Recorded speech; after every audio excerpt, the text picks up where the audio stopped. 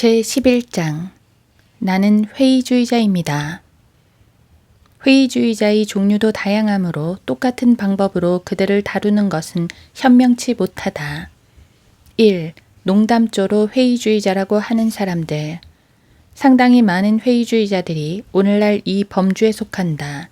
이들은 죄에 대한 핑곗거리로 회의주의자라고 말하는데 자신들의 양심의 노예일 뿐이다.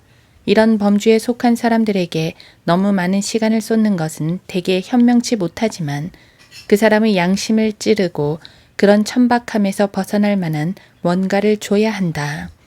고린도전서 1장 18절이 좋은 구절이다. 십자가를 전파하는 것이 멸망하는 자들에게 어리석은 것이지만 구원을 받은 우리에게는 하나님의 능력이라. 회의주의자는 이렇게 말하기 쉽다. 복음과 성경 모두 내게는 어리석게 보일 뿐입니다. 그러면 네, 바로 하나님께서도 정확히 그렇게 말씀하고 계십니다. 라고 말해줄 수 있다. 그 사람은 이렇게 말할 것이다. 이해를 못하시는군요. 복음과 성경 전체가 내게는 어리석은 것입니다. 그러면 이렇게 답변해 줄 수 있다. 그렇습니다. 성경도 바로 그렇게 말씀하고 계십니다. 그 사람의 호기심이 발동해서 호기심으로 그의 지성이 진리의 말씀을 받아들일 준비가 되면 그 방심한 틈을 이용하면 된다. 그런 다음 고린도전서 1장 18절을 읽게 한다. 그런 다음 복음이 당신에게는 어리석은 것이라고 말씀하셨는데 하나님께서도 십자가를 전파하는 것이 멸망하는 자들에게는 어리석은 것이라고 말씀하고 계십니다. 당신이 멸망하는 자이기 때문에 복음이 어리석은 것입니다. 그러나 구원을 받은 우리에게는 하나님의 능력입니다. 종종 다른 설명을 하지 않고 그 사람을 떠나는 것이 좋다. 그런 사람을 비웃지 않도록 조심해야 한다. 또한 당신이 농담하고 있다는 인상을 심어주어서도 안 된다. 대신 그 사람이 진정으로 멸망해 가고 있음을 생각하도록 내버려두고 떠난다. 고린도후서 4장 3, 4절도 같은 방법으로 사용될 수 있다. 이 구절이 준비되기 전에 상대방에게 이렇게 말해줄 수 있다. 당신에게는 복음이 감추어져 있으므로 당신은 회의주의자입니다. 그러나 하나님께서는 복음이 감추어진 자들에게도 말씀을 전파하라고 우리에게 말씀하고 계십니다. 복음이 그들에게는 감추어져 있기 때문이지요. 그런 다음 상대방에게 이 구절을 읽게 한다. 그러나 만일 우리의 복음이 가려졌다면 그것은 구원받지 못한 자들에게 가려진 것이라. 그들 가운데 이 세상의 신이 믿지 않는 자들의 마음을 어둡게 하여 하나님의 형상이신 그리스도의 영광스러운 복음의 광채가 그들에게 비치지 못하게 하느니라. 상대방이 이 구절을 다 읽으면 이렇게 말해준다. 이 구절은 당신이 가진 문제의 비밀을 설명해주고 있습니다.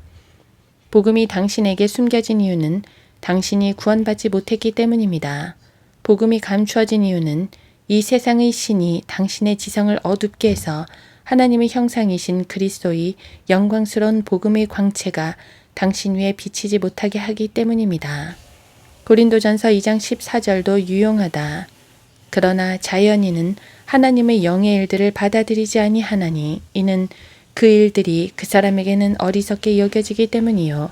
또 알 수도 없나니 이는 그 일들이 영적으로만이 분별되기 때문이니라. 나는 이 구절을 사용해서 하나님의 영의 일들이 그 사람에게 어리석게 여겨지는 것은 그것들이 영적으로 분별되기 때문임을 제시해줬다.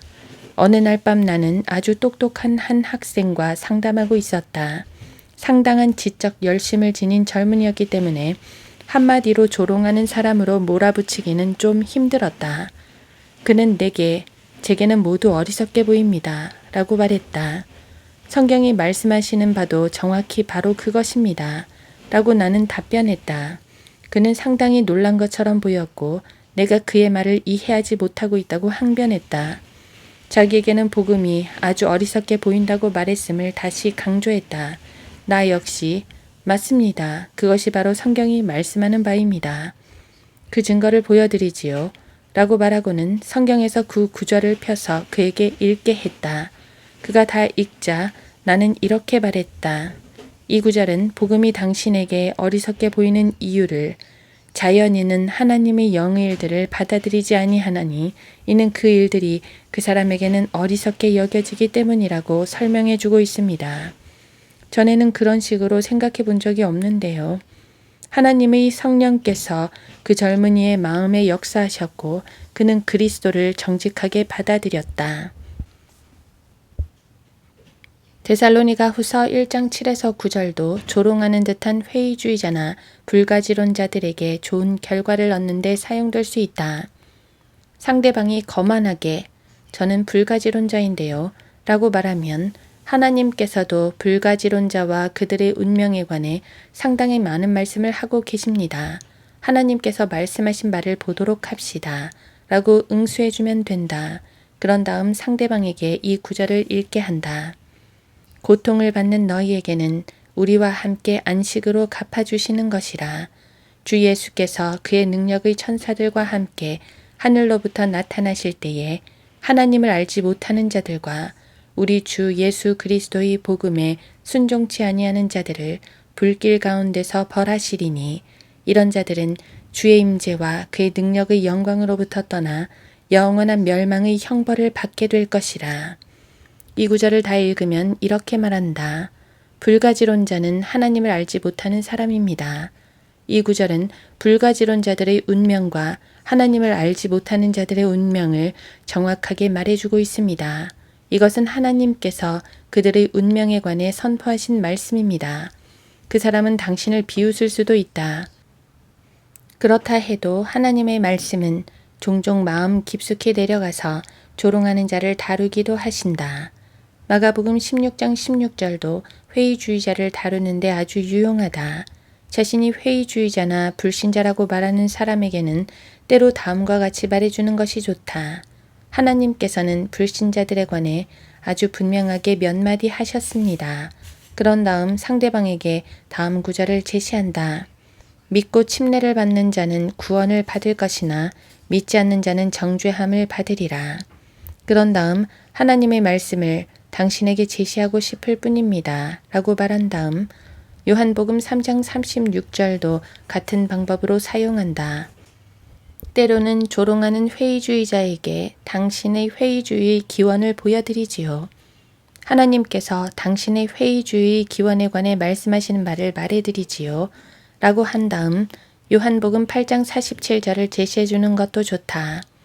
하나님께로부터 나온 사람은 하나님의 말씀들을 듣느니라. 너희는 하나님의 말씀들을 듣지 아니하나니 이는 너희가 하나님으로부터 나오지 않음이라. 극단적인 상황에서는 데살로니가 후서 2장 10에서 12절을 사용할 수 있다. 멸망하는 자들 안에 있는 모든 불의의 속임수로 오는 것이니 이는 그들이 진리의 사랑을 받아들이지 아니하여 구원을 받지 못하였기 때문이라. 이로 인하여 하나님께서 그들에게 강력한 미혹을 보내시어 거짓말을 믿게 하심은 진리를 믿지 않고 불의를 좋아하는 모든 자로 심판을 받게 하려 하심이라. 성경에는 회의주의자에 관한 매우 흥미로운 구절이 있습니다. 그 구절은 회의주의 원천과 그 결과를 말해주고 있습니다. 이렇게 말한 다음 상대방에게 이 구절을 읽게 한다. 상대방이 이 구절을 다 읽으면 이렇게 물으라. 이 구절에서 회의주의의 기원이 무엇이라고 말씀하십니까? 진리의 사랑을 믿지 않기 때문에 구원받지 못하게 하려 함이라가 그 답임을 제시해준다.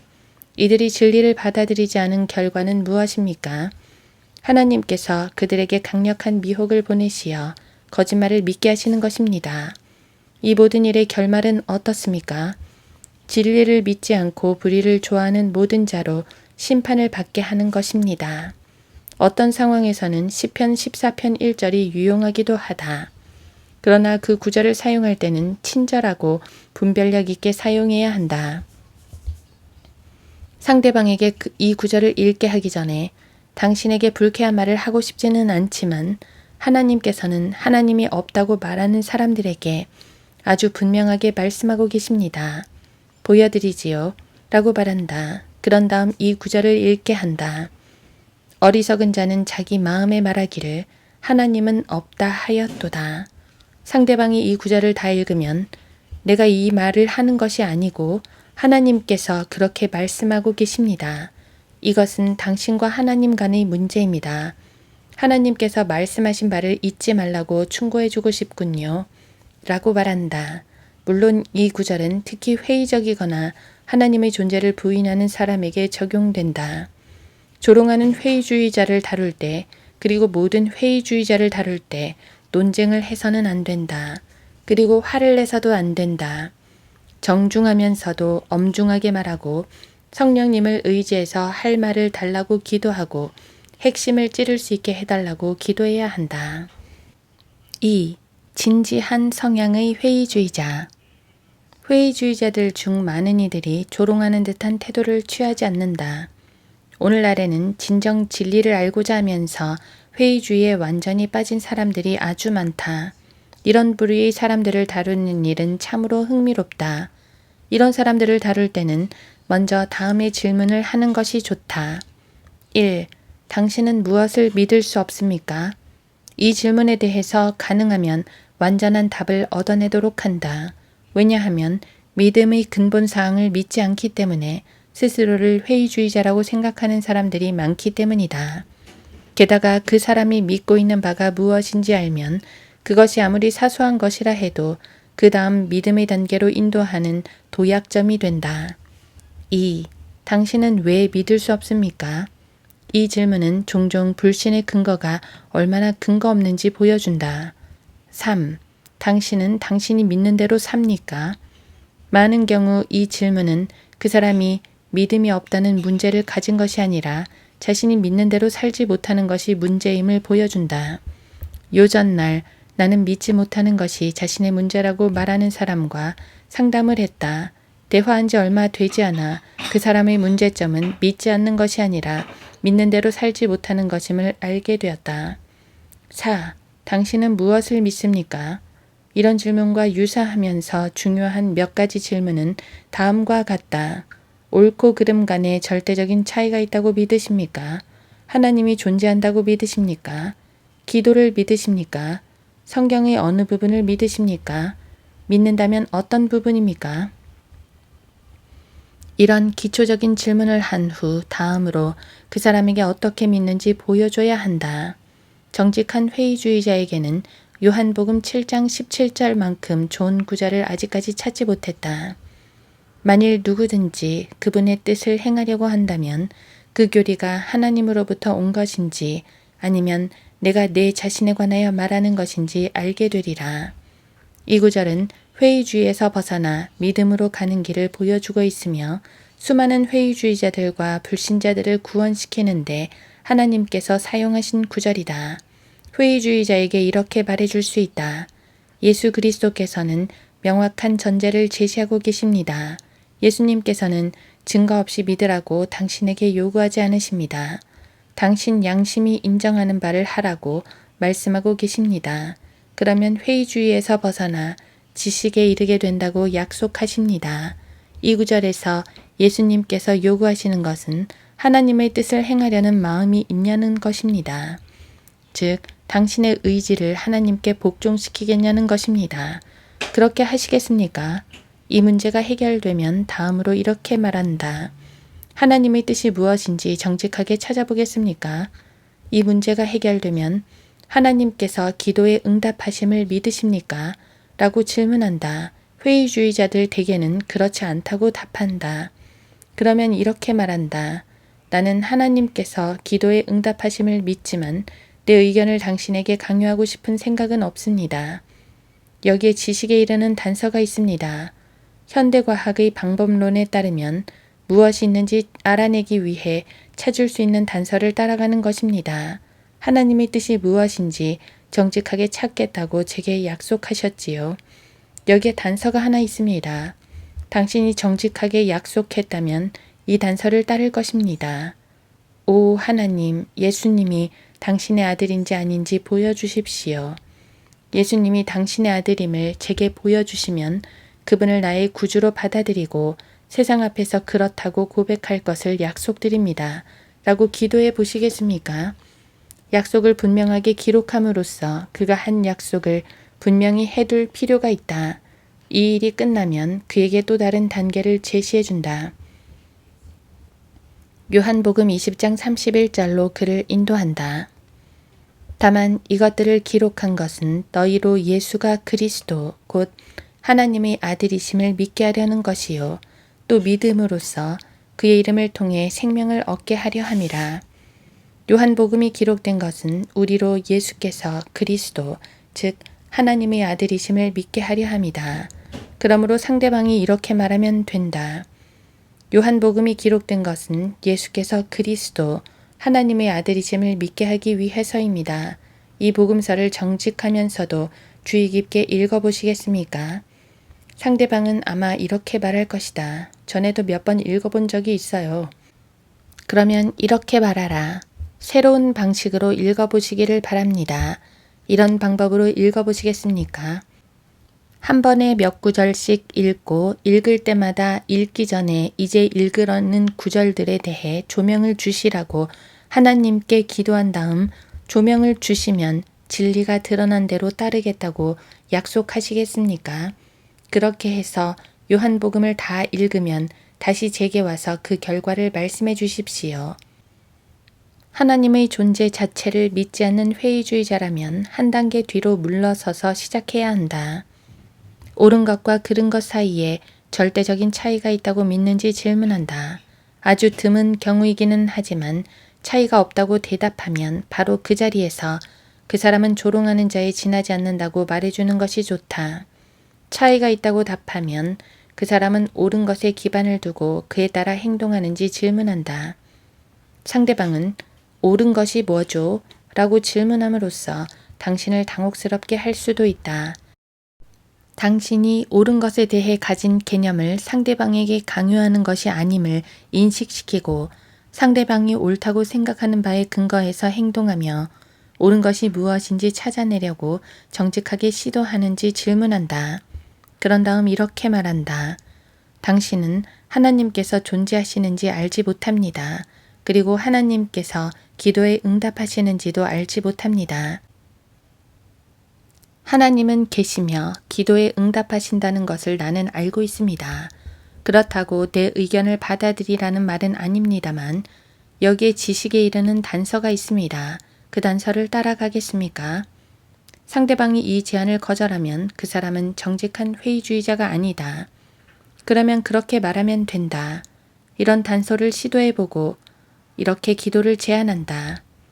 하나님, 하나님이란 분이 계시다면 예수 그리스도께서 당신의 아들인지 아닌지 보여주십시오. 그분이 당신의 아들이심을 보여주시면 제 구주로 영접하고 세상 앞에서 그 사실을 고백할 것을 약속드립니다. 그런 다음 이전에 했던 것처럼 요한복음을 읽게 하면 된다. 상대방이 정직한 회의주의자가 아니라 해도 이런 과정을 통해 사실이 드러날 것이고 그 사람의 회의주의가 문제가 아니라 그의 반역적이고 사악한 마음이 문제임을 말해주면 된다. 옳고 그름 사이에 절대적인 차이가 있는지 잘 모르겠다고 말하는 사람은 그 사람 자체에 문제가 있다고 결정을 내리고 그에게 솔직하면서도 친절하게 다음과 같이 말해준다. 당신 생에는 뭔가 잘못된 것이 있습니다. 올바른 삶을 사는 사람이라면 누구나 옳고 그름 사이에 절대적인 차이가 있음을 부인하지 않습니다. 당신도 그른 것이 무엇인지 잘 알 겁니다. 문제는 당신이 가진 회의주의가 아니라 당신의 죄입니다. 한 번은 철저한 불가주론자가 내게 와서 자신의 문제점들을 말했다. 그 사람은 참으로 대단한 경험을 가지고 있었다. 그는 유니테리언교, 강신술, 불교, 접신술, 그 외에 상당히 많은 무슨 주의를 섭렵했다. 그런 후 절대적인 불가주론자가 되었다. 그는 하나님의 존재를 확신하지도 부인하지도 않았다.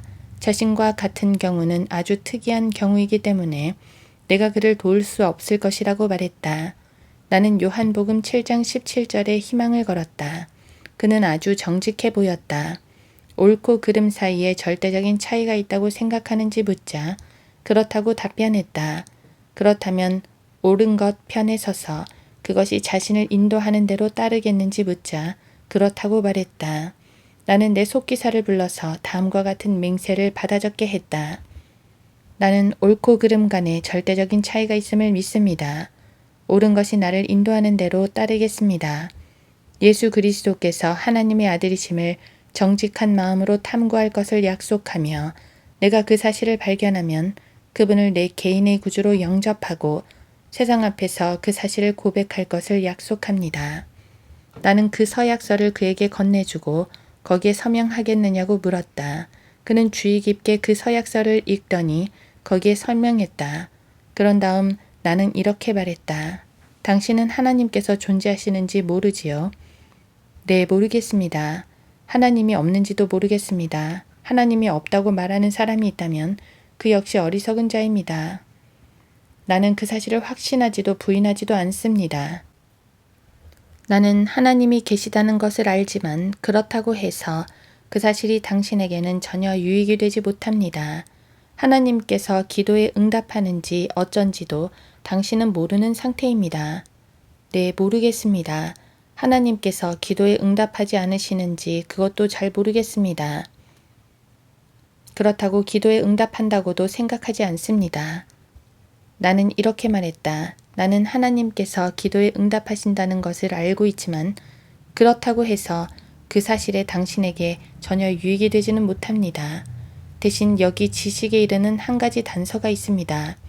당신은 브리티시 대학 졸업생이지요. 현대과학의 방법론에 따르면 어떤 단서가 있으면 그 단서를 따르는 것이 관례인 걸로 알고 있는데 이 단서를 한번 따라가 보지 않으시겠습니까? 이렇게 기도해 보지 않으시겠습니까? 하나님, 하나님이란 분이 계시다면 예수 그리스도께서 당신의 아들인지 아닌지 보여주십시오.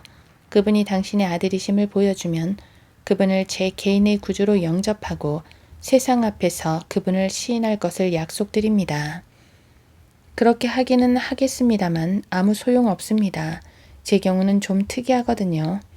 나는 요한복음 20장 31절을 펴서 그에게 읽어주었다. 다만 이것들을 기록한 것은 너희로 예수가 그리스도 곧 하나님의 아들이심을 믿게 하려는 것이요 또 믿음으로써 그의 이름을 통해 생명을 얻게 하려 함이라. 이 구절을 읽은 다음 이렇게 말해주었다. 요한이 이 복음서를 기록한 것은 예수가 그리스도 곧 하나님의 아들이심을 믿게 하기 위함입니다. 이 복음서를 읽어보지 않겠습니까? 믿으려고 애쓰면서 읽는 것이 아니라 그저 솔직한 심정으로 당신에게 사실로 인정되는 것은 기꺼이 믿겠다는 마음으로 말입니다. 그는 이렇게 말했다. 저는 요한복음을 여러 번 읽었습니다. 그중 상당 부분을 인용할 수도 있습니다. 새로운 방법으로 이 책을 읽어볼 것을 제안합니다. 한 번에 몇 구절씩만 읽고 읽을 때마다 하나님께 조명을 달라고 기도하는 것입니다. 그리고 당신에게 진리로 드러나는 것에 따라 행동하겠다고 약속하면서 말입니다. 이번에도 그 사람은 그렇게 하겠다고 약속했다. 그러면서 별 소용 없습니다. 제 경우는 좀 특이하거든요. 라고 말을 마무리 지었다. 나는 다시 여러 사항들을 살펴보았고 그에게 작별 인사를 했다. 얼마 지나지 않아 다시 그 사람을 만나게 되었다. 그는 급히 내게로 오더니 첫마디가 거기에 뭔가가 있어요. 였다. 나는 그 전부터 저는 알고 있었습니다. 라고 답변했다. 당신에게 그렇게 하겠다고 약속하고 나서 행동한 이후로 나는 마치 나이아가라 폭포로 옮겨져서 그곳을 지나고 있는 듯합니다. 라고 그는 말했다. 몇 주 후 나는 그 사람을 또 만났다. 그가 가졌던 의심은 모두 사라지고 이전에 기쁘게 귀를 기울였던 사람들의 가르침이 이제 그에게는 어리석은 것이 되어 있었다. 그는 하나님의 진리를 찾는 길에 들어섰고 하나님께서 그에게 진리를 알게 하셨다. 그는 예수 그리스도를 하나님의 아들로 믿게 되었고 성경이 하나님의 말씀임을 믿게 되었다. 정직한 회의주의자보다 더 흥미로운 범주의 사람은 없으며 이보다 다루기 쉬운 대상은 없다. 많은 이들이 그들을 넘어뜨릴까봐 두려워하지만 그럴 필요는 없다. 회의주의를 벗어나 성경에 제시된 믿음으로 방법이 있다.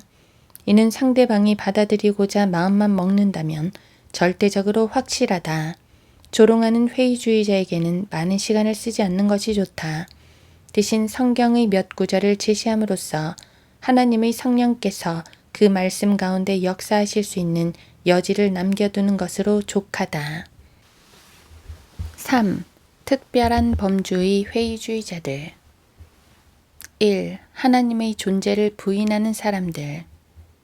앞에서 제시한 구절들을 이런 사람들에게 사용할 수 있으며 특별하게 다른 구절들을 사용하기보다는 이 구절들을 사용하는 것이 현명할 때가 더 많다.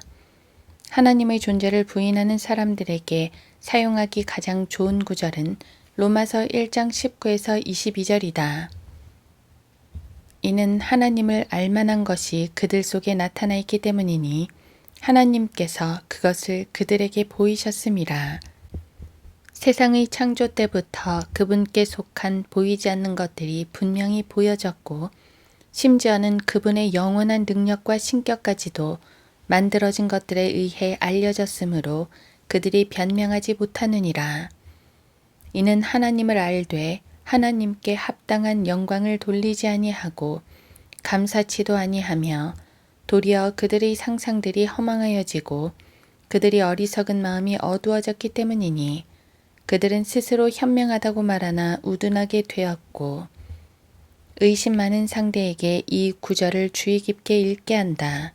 상대방이 그렇게 하면 물론 당신은 하나님을 본 적이 없습니다만 이 구절에 따르면 우리가 본 적이 없는 그분에 속한 보이지 않는 것들을 알 수 있다고 말씀하고 있습니다.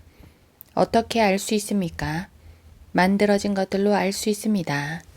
바울은 만들어진 것들로 무엇을 알 수 있다고 말하고 있습니까? 그분의 영원한 능력과 신격이라고 말하고 있습니다. 자연에 나타난 속성들이 지적 존재인 창조주를 입증하지 못한다면 이 말씀은 사실이 아니겠지요. 시계나 다른 것들의 예화를 들어주는 것이 좋을 때도 있다. 상대방에게 시계를 보여주고 이 시계를 지적 존재가 만든 것이 아닌지, 그렇다면 그렇게 생각하는 이유가 무엇인지 질문한다. 그런 다음 시계나 인간이 만든 그 무엇보다 구조가 더 정교해서 지적 존재가 만든 것이 분명한 상대방의 눈을 예로 든다. 이런 논쟁을 숙고해보고 요점을 분명히 제시한 다음 자신이 만든 작품 속에서 자신을 계시하신 하나님을 믿지 않는 사람들에 관해 하나님께서 어떻게 말씀하고 계신지 질문한다. 그들에게는 변명의 여지가 없다고 하나님께서 말씀하신다는 사실을 분명하게 제시한다. 그런 다음 이렇게 말해준다. 21절은 인간이 하나님을 알지 못하는 이유를 말해주고 있습니다. 이 구절도 상대방이 읽게 한다. 이 구절에 따르면 사람들이 하나님을 알지 못하는 이유가 무엇입니까? 하나님을 알되 그분께 합당한 영광을 돌리지도 않고 감사치도 않기 때문입니다. 이 말씀이 당신에게도 적용됩니까? 하나님이 계심을 알만한 때가 있었는데도 하나님께서 받으시기에 합당한 영광을 돌리지 않고 감사도 하지 않은 때가 있었습니까? 이런 태도의 결과가 어떻다고 하나님께서 말씀하십니까? 이들의 상상이 허망하여지고 어리석은 마음이 어두워진다고 말씀하고 계십니다. 이 말씀이 당신에게 딱 들어맞지 않습니까? 당신이 하나님을 알면서도 그분께 합당한 영광을 돌리지 않음으로써 당신의 어리석은 마음이 어두워진 것이 아닙니까? 22절에서 그런 사람들을 기술하고 있습니다. 이 구절은 그런 사람들에 관해 정확히 뭐라고 말씀하고 계십니까? 스스로 현명하다고 하나 어리석게 되었다고 말씀하십니다. 같은 방법으로 시편 19편 1절을 사용할 수 있다. 하늘들이 하나님의 영광을 선포하고 창공이 그의 손으로 하신 일을 나타내는도다. 이 구절에 따르면 우리에게 하나님의 영광을 선포해 주는 것이 무엇입니까? 하늘들입니다. 그의 손으로 하신 일을 나타내 주는 것이 무엇입니까? 창공입니다. 별들에 관해 좀 아는 바가 있습니까? 상대방 회의주의자가 별에 관해 아는 바를 말하게 한다. 상대방이 아는 바가 없으면 별들의 위대함과 그 크기와 그 놀라운 움직임을 말해준 다음 이런 사실이 놀라우신 창조주를 나타내고 있는지 질문한다. 그가 하나님을 부인하는 것은 정직하지 않기 때문임을 인지하도록 노력해야 한다. 제시하고 싶은 구절이 하나 더 있다고 말해주고 그 말씀은 하나님께서 하시는 말씀임을 상기시킨다. 그리고 이 구절이 상대방에게 정확하게 적용된다는 것도 말해준다. 그 다음 시편 14편 1절의 전반부를 읽게 한다. 어리석은 자는 자기 마음에 말하기를 하나님은 없다 하였도다. 상대방이 이 구절을 읽으면 이 구절에 따라 누가 하나님이 없다고 말합니까? 라고 질문한다. 어리석은 자입니다. 그는 어디서 하나님이 없다고 말합니까? 자기 마음에서 말합니다. 하나님을 믿을 수도 없고 하나님을 믿고 싶어 하지도 않으면서 이 어리석은 자는 왜 하나님이 없다고 말합니까? 자기 마음에 하나님이 없다고 말하는 어리석은 행위는 두 가지로 볼 수 있는데, 첫째는 하나님께서 계시는데 없다고 말하기 때문에 어리석은 일이고, 둘째는 하나님이 없다는 교리는 항상 비참한 결과를 낳기 때문에 어리석은 일임을 덧붙여서 설명해 줘도 된다. 그 점을 명확히 하고 행복한 무신론자를 본 적이 있는지 질문한다. 그 사람을 떠나기 전에 하나님의 존재를 부인함으로써 그가 현재와 영원에서 가장 위대한 축복을 잃고 있음을 말해준다. 그런 다음 로마서 6장 23절을 펴서 다음을 보여준다. 이는 죄의 싹은 사망이요 하나님의 선물은 예수 그리스도 우리 주로 말미암은 영원한 생명이기 때문이라. 상대방이 이 구절을 다 읽으면 다음과 같이 말해준다. 이 구절에 따르면 죄의 싹스로 인한 영원한 멸망과 하나님의 선물인 영원한 생명 중에서 선택할 수 있습니다. 물론 하나님을 믿지 않으면 이 선물을 기대할 수 없습니다. 여기에 더해 현재 마음 상태로는 어떤 일을 해도 하나님을 기쁘시게 할 수 없다고 말해준다. 이에 대한 증거 구절로 히브리서 11장 6절을 제시해서 상대방이 기꺼이 응하면 상대방에게 그 구절을 읽게 하고 원하지 않으면 당신이 그 구절을 상대방에게 읽어준다. 2. 성경이 하나님의 말씀임을 의심하는 사람들. 위에 기술한 정직한 회의주의자들을 다루는 방법은 대체로 이 범주에 속한 사람들을 다루기에 가장 좋은 방법이지만 또 다른 방법들이 유용한 사람들도 있다. 종종 이렇게 말하는 사람들도 있다. 나는 대체로 성경이 하나님 말씀이라고는 믿지 않지만 예수 그리스도께서 가르치신 것은 받아들이는 편입니다. 이런 말을 하는 사람에게는 이런 말을 하는 명확하고 분명한 입장을 밝히게 해서 예수 그리스도의 권위를 인정하는지 분명히 해야 한다. 이런 말을 하는 사람에게는 다음과 같이 말해주면 된다.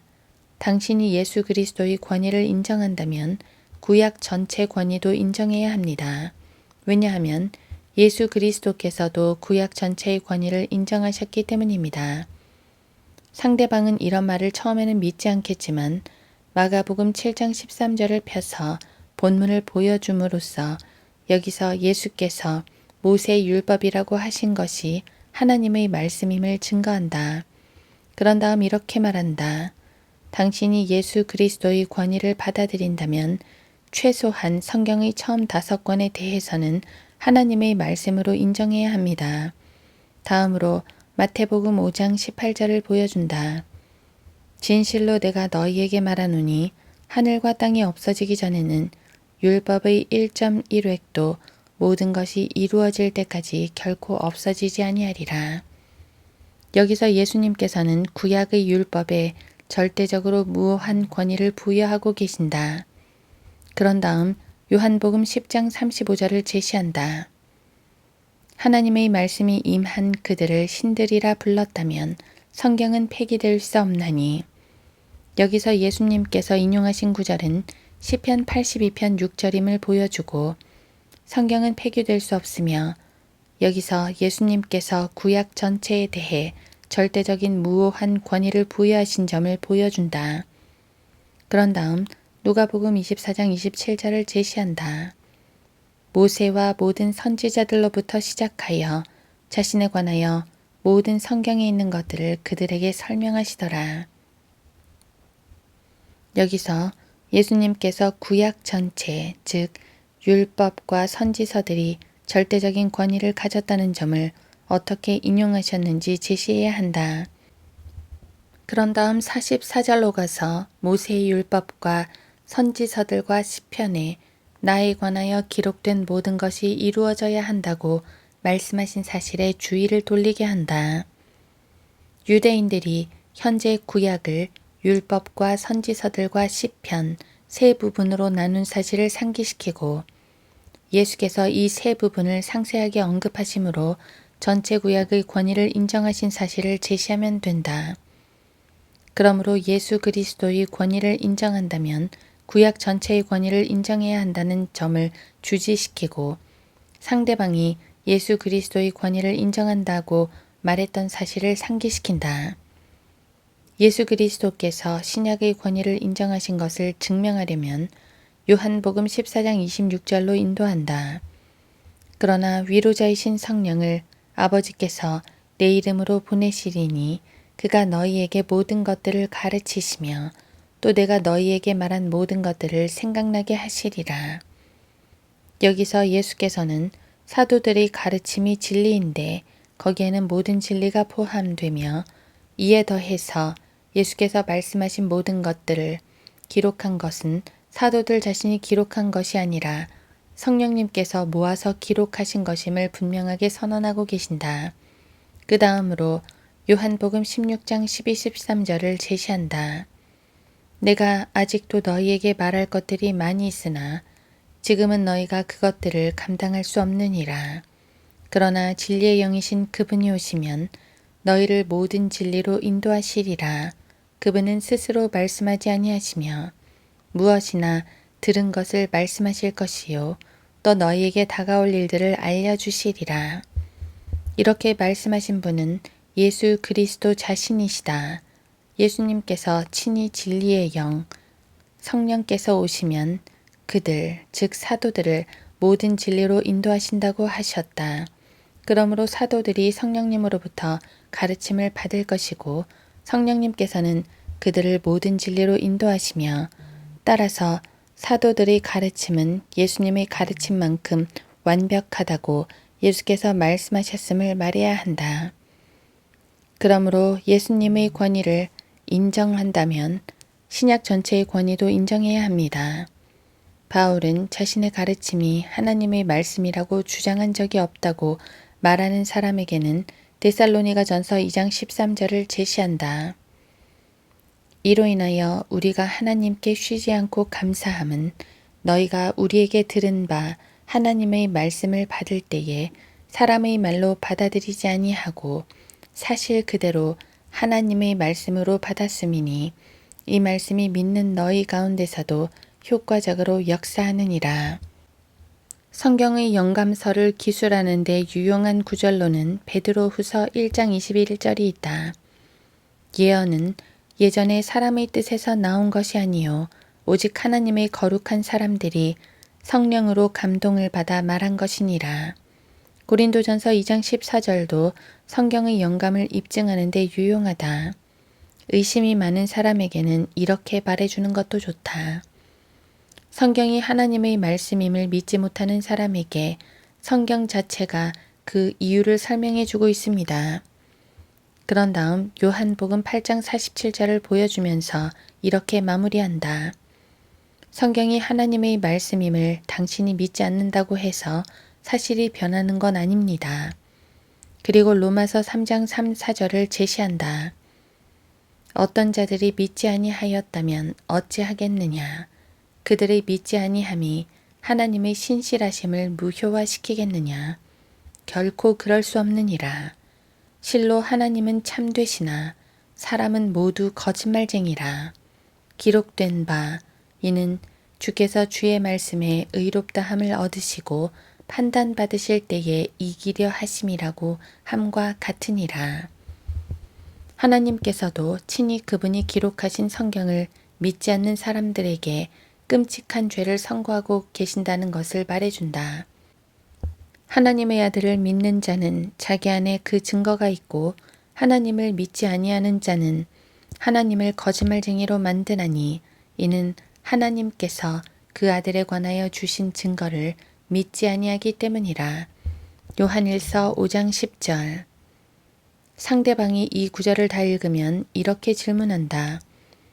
여기서 하나님께서는 직접 아들에 관해 증거하신 기록을 믿지 않는 사람에 관해 무엇이라고 말씀하십니까? 그런 사람은 하나님을 거짓말쟁이로 만든다고 하나님께서 말씀하셨음을 직접 보게 한다. 마지막으로 누가복음 16장 30, 31절을 사용한다. 그러자 그가 말하기를 아니옵니다. 아버지 아브라함이여.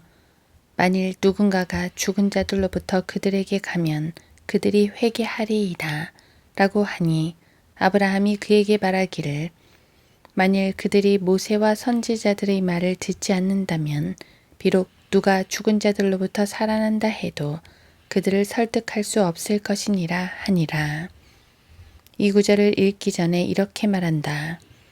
하나님께서는 성경에 귀를 기울이지 않는 사람들은 절망적이라고 말씀하십니다. 이 점에 관해 예수님께서 말씀하신 바를 그냥 읽어보십시오. 그런 다음 이 구절을 읽게 한다. 3. 그리스도의 신성을 의심하는 사람들. 오늘날에는 하나님을 믿는다고 하면서도 예수 그리스도께서 하나님의 아들임을 부인하는 일이 흔하다. 이런 사람들을 다룰 때는 앞의 1, 2, 3항에서 기술한 대로 하는 것이 가장 좋다. 그러나 때로는 이 문제가 진짜 어려운 문제로 다가오는 사람이 있다. 그런 사람은 정면으로 다루는 것이 좋다. 먼저 그런 사람에게는 하나님께 부여되는 호칭이 그리스도께 부여된 것을 제시한다. 즉, 구약의 여호와께 속한 호칭이 신약의 그리스도께 적용된 사례들을 제시하는 것이다. 사도행전 10장 36절과 고린도전서 2장 8절 그리고 시편 24편 8에서 10절을 비교하라. 하나님께서 이스라엘 자손에게 보내신 말씀은 예수 그리스도를 통한 화평을 전하는 것이라. 그는 모든 것의 주시라. 사도행전 10장 36절. 이 지혜는 이 세상의 통치자들 가운데서는 아무도 몰랐노라. 만일 그들이 알았더라면 영광의 주를 십자가에 못 박지는 아니하였으리라. 고린도전서 2장 8절. 이 영광의 왕이 누구신가? 강하고 능력 있으신 주시며 전쟁에 능력 있으신 주시로다. 오 너희 문들아 너희 머리를 들라. 너희 영원한 문들아 그것들을 들라. 그리하면 영광의 왕께서 들어오시리라. 이 영광의 왕이 누구신가? 만군의 주시니 그는 영광의 왕이시로다. 셀라. 시편 24편 8에서 10절. 히브리서 1장 8절, 요한복음 20장 28절, 로마서 9장 5절, 요한계시록 1장 17절과 이사야 44장 6절도 비교하라. 그러나 아들에게 말씀하시기를 오 하나님이여 주의 보좌는 영원 무궁하며 주의 왕국의 홀은 의의 홀이니이다. 히브리서 1장 8절. 도마가 대답하여 주께 말씀드리기를 나의 주, 나의 하나님이여 라고 하니 요한복음 20장 28절. 조상들도 그들의 조상이며 육신으로는 그리스도께서 그들에게서 나셨으니 그는 만물 위에 계셔서 영원히 송축받으실 하나님이시라. 아멘. 로마서 9장 5절. 내가 그를 보자 죽은 것처럼 그의 발 앞에 엎드러지니 그가 내게 오른손을 얹고 나에게 말씀하시니라. 두려워 말라. 나는 처음과 마지막이요. 요한계시록 1장 17절. 이스라엘의 왕인 주, 곧 만군의 주인 그의 구속주가 이같이 말하노라. 나는 처음이요 나는 마지막이라. 나 외에 다른 하나님이 없느니라. 이사야 44장 6절. 예수님께 붙여진 호칭들은 하나님만이 가질 수 있는 호칭임을 보여준다. 이를 위해 히브리서 1장 30절을 사용한다. 그는 하나님의 영광의 광채시며 그분의 인격의 영원한 형상이시고 그의 능력의 말씀으로 만물을 붙들고 계시며 친히 우리의 죄들을 정결케 하시고 높은 곳에 계신 위엄 있는 분이 오른편에 앉으셨으니 주여 주께서 태초에 땅의 기초를 놓으셨고 하늘들도 주의 손으로 만드신 작품이니이다. 성경은 예수 그리스도께서 하나님으로 경배받아야 함을 분명하게 선포하고 있음을 제시한다. 또다시 그분께서 첫째로 나신 분을 세상으로 데려오실 때에 말씀하시기를 하나님의 모든 천사들은 그에게 경배하라고 하셨으며 히브리서 1장 6절 하늘에 있는 것이나 땅 위에 있는 것이나 땅 아래에 있는 것이나 모든 무릎을 예수의 이름에 꿇게 하시고 빌립보서 2장 10절 하나님께서는 아무도 심판하지 아니하시고 모든 심판을 아들에게 맡기셨나니 이는 모든 사람이 아버지를 존경한 것과 마찬가지로 아들을 존경하게 하려 함이라. 그 아들을 존경하지 않는 자는 그를 보내신 아버지를 존경하지 않는 것이라.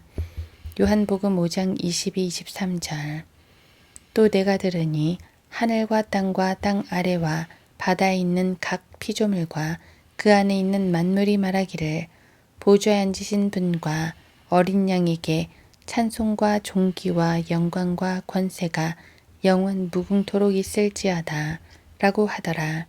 요한계시록 5장 13절 예수님께서는 그분의 아버지께서 받으시는 영광을 자신에게도 합당한 것으로 주장하셨는데 이는 그분이 참으로 하나님이시거나 아니면 하나님을 모독하는 사기꾼이거나 둘 중 하나임을 보여줘야 한다.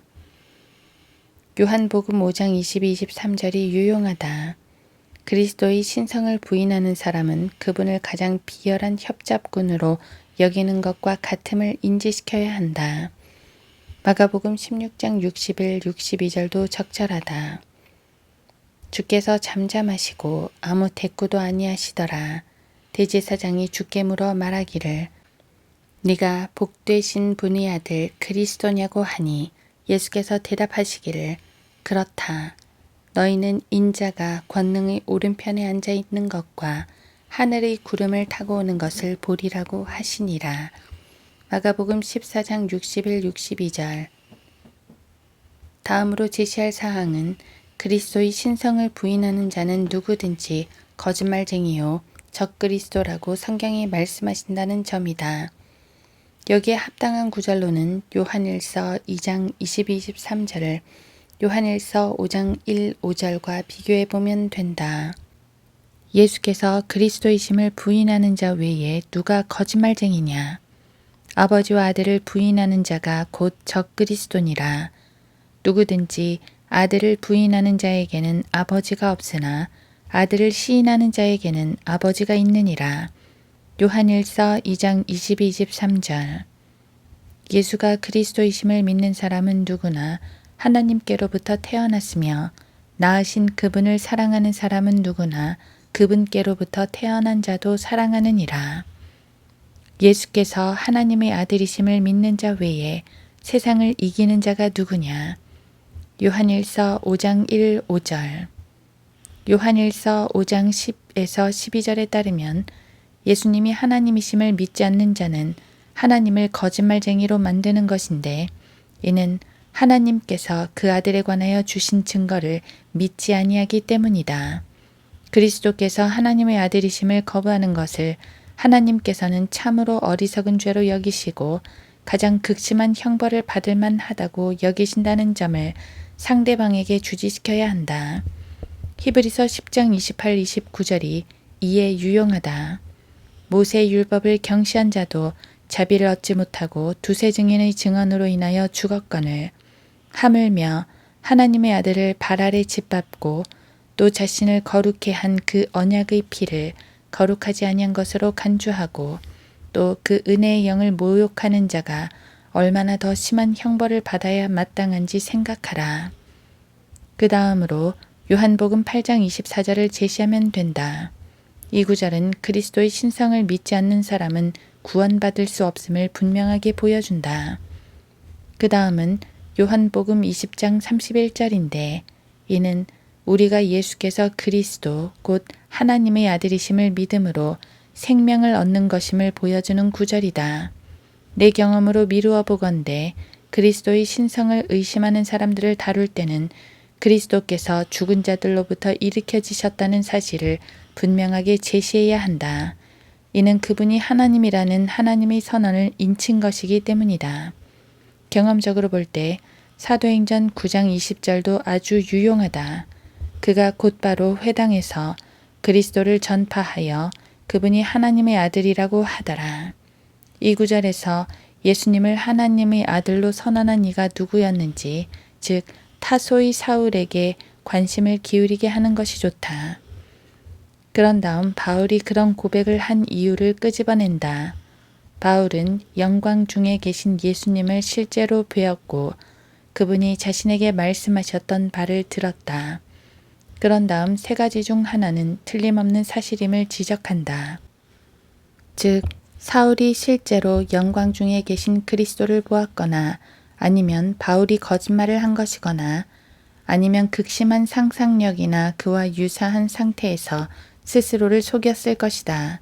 그런 다음 바울이 거짓말을 했을 리는 없다는 사실을 지적한다.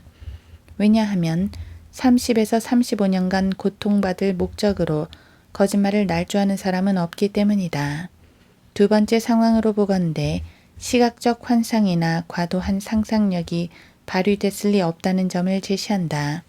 왜냐하면 바울뿐만 아니라 바울과 함께 있었던 사람들도 그 빛을 보았고 무슨 소린지는 알아듣지 못했지만 소리를 들었기 때문이다.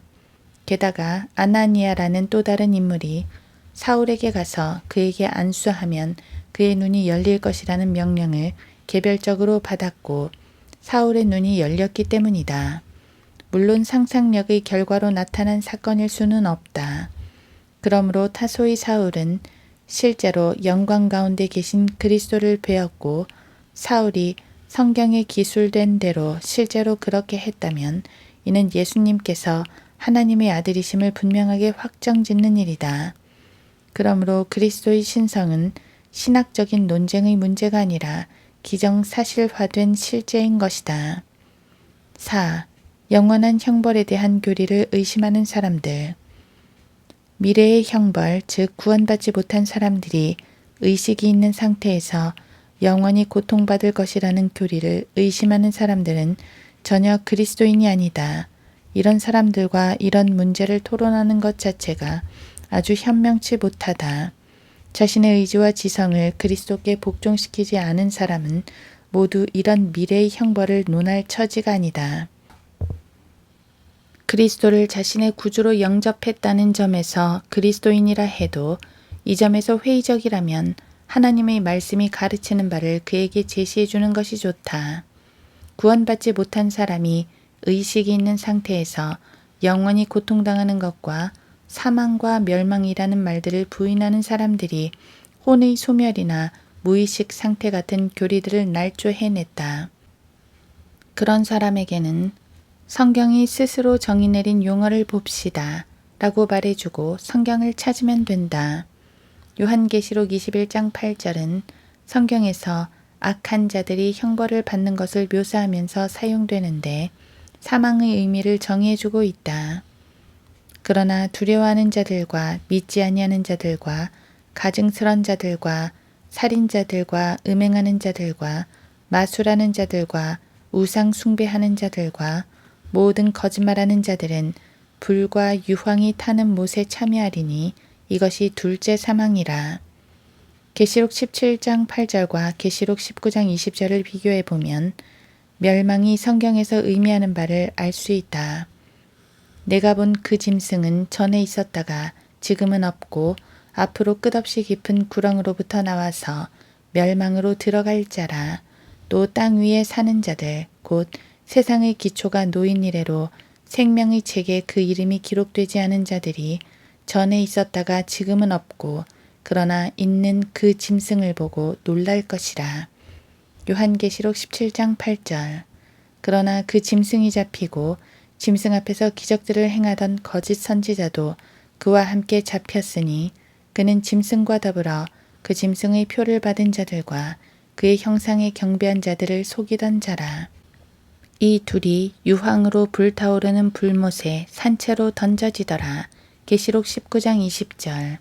계시록 17장 8절에 보면 그 짐승이 멸망으로 던져진다.